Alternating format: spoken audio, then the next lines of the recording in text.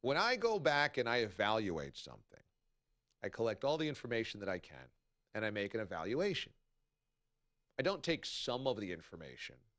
I don't take a portion of the information that I want. I don't only get to the answers that I'm looking for. I'm trying to take all of the evaluation. In this case, the Texans found the information they were looking for. Savage seemed fine, and he wanted to go back in.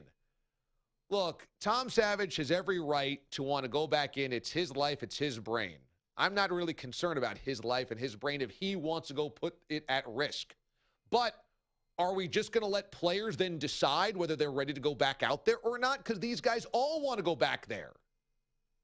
So what ends up happening yesterday, Bill O'Brien, Houston Texans medical staff, NFL concussion protocol, the powers that be, what happens if Tom Savage is hit, goes through what appears to be a concussion seizure with his arms locked up and twitching on the football field, and then 2 plays later he comes in and he suffers a concussion again and lays on the football field not moving? I mean, he cleared concussion protocol.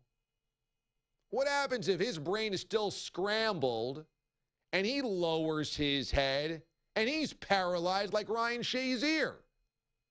I mean, he cleared concussion protocol. You see, the NFL is so incredibly lucky that Tom Savage did not do more damage in more dramatic fashion after that, because the guy came back 2 plays later. What kind of protocol is that? What kind of clearance is that?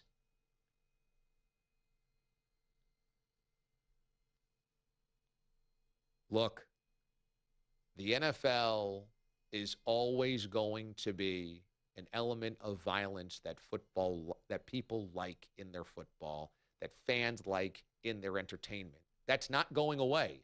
We are all, well, not all of us, but there are plenty of us attracted enough to that controlled violence to where that's what we want to see out of football. And that's not going to go away. They can try to make it safer. They can do a better job of that. They can try to retrain players. And that's all a great advancement for football. But we all have to realize you can't make it totally safe. It's just inherently it can't be that safe.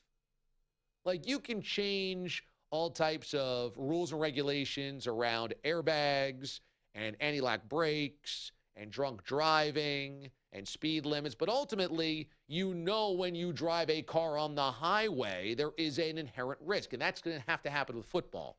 But if you've got a guy on the field twitching, he can't be allowed back on the field in 2 plays. And let me tell you, the NFL is so incredibly lucky, because today the narrative is going to be, oh my God, what can the Eagles do without Carson Wentz? Did you see that win by the Steelers? Are the Jaguars for real? You think the NFL Network's going to run a special on Tom Savage seizing up? No, because it happened in a game that doesn't matter, to a guy that doesn't matter to a lot of people. And it's kind of that disgusting part of football that we don't really want to address. But come on. I mean, come on. The guy can be having a seizure on the field, and 2 plays later he's back in, and the medical staff is like, yeah, he was evaluated, he was cleared. What kind of clearance protocol is that?